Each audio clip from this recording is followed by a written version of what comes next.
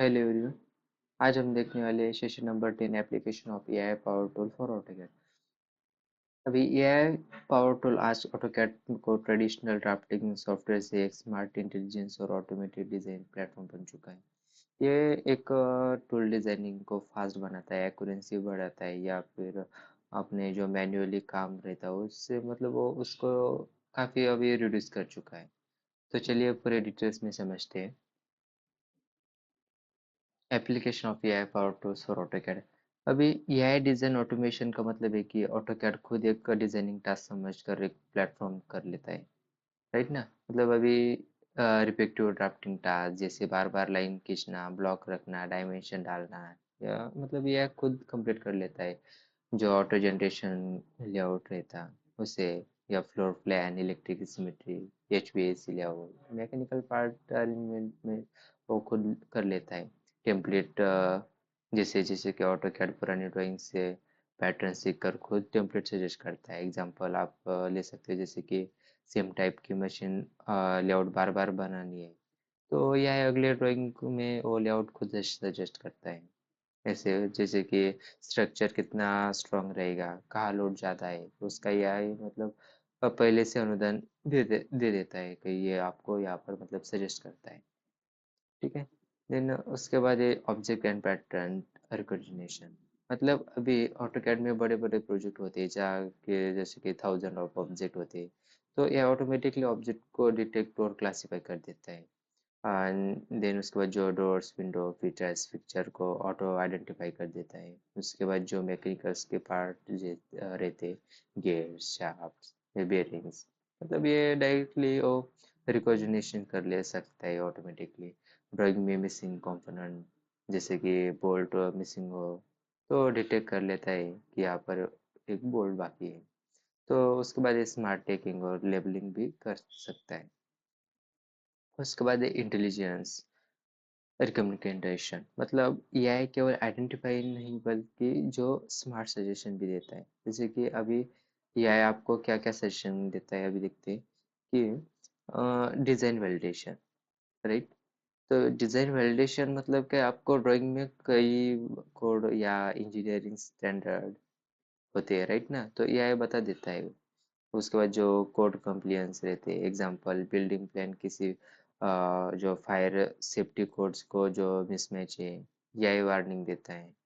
उसके बाद जो एनर्जी पे एफिशिएंसी सजेशन, मतलब जैसे कि यही बताता है कि जो कौन सा लेआउट कम इलेक्ट्रिसिटी कंज्यूम करता है कर सके। उसका मटेरियल लेआउट अल्टरनेटिव, जैसे कि यहाँ मटेरियल सस्ता है, या यहाँ लेआउट स्पेस बचा हुआ है, या यहाँ पार्ट वेट कम हो रहा है, इससे भी सजेशन दे सकता है।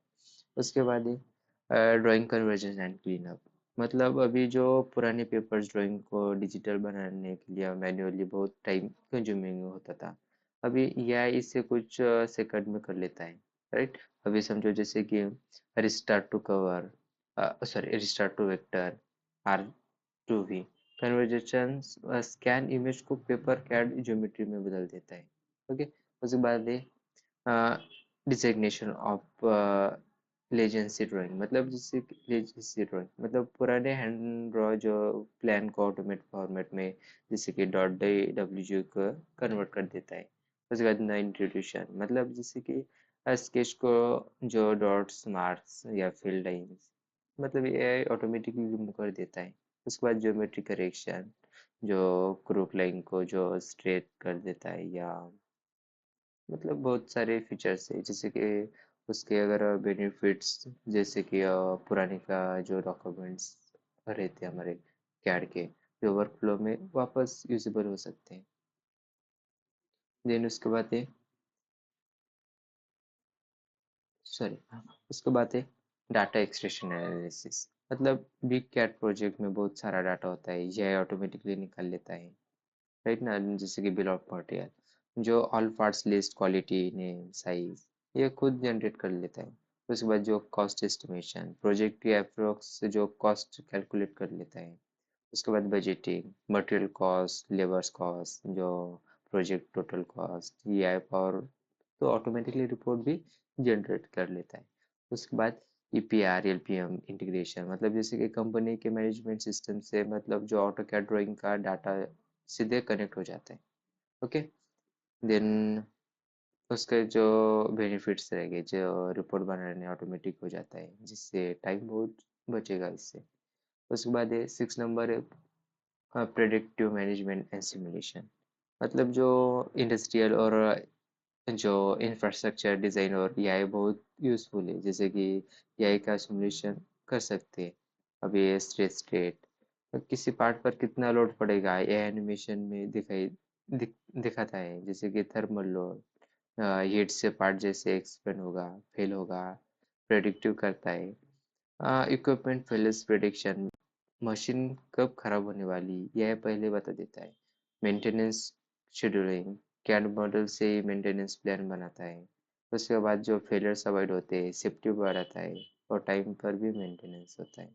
उसके बाद कोलैबोरेशन एंड वर्कफ्लो ऑप्टिमाइजेशन, अभी जो एआई डिज़ाइन टीम के पूरे वर्क फ्लो को स्मार्ट बनाता है, जैसे कि अभी एआई क्या ऑप्टिमाइज कर सकता है, जैसे कि वर्जन कंट्रोल कर सकता है, जिससे क्या चेंज किया एआई ट्रैक कर सकता है, राइट ना। उसके बाद फ्यूचर चेंज प्रेडिक्ट, मतलब जो ड्राइंग में कंफ्लिक्ट कहाँ आ रहा है क्या पहले बता देता है। उसके बाद जो रियल टाइम क्लास डिटेक्शन, दो ऑब्जेक्ट एक बार दूसरे क्रॉस कर रहे तो एआई तुरंत हाईलाइट कर देता है। उसके बाद जो टास्क असाइनमेंट रहेगा वो टीम में किससे कौन सा काम देना है यह सजेस्ट करता है। उसके बाद प्रोग्रेस ट्रैकिंग, जो कौन सा काम कंप्लीट हो और वो पेंडिंग है तो एआई खुद अपडेट कर देता है, राइट। उसके बाद है profiler AI tool use with AutoCAD.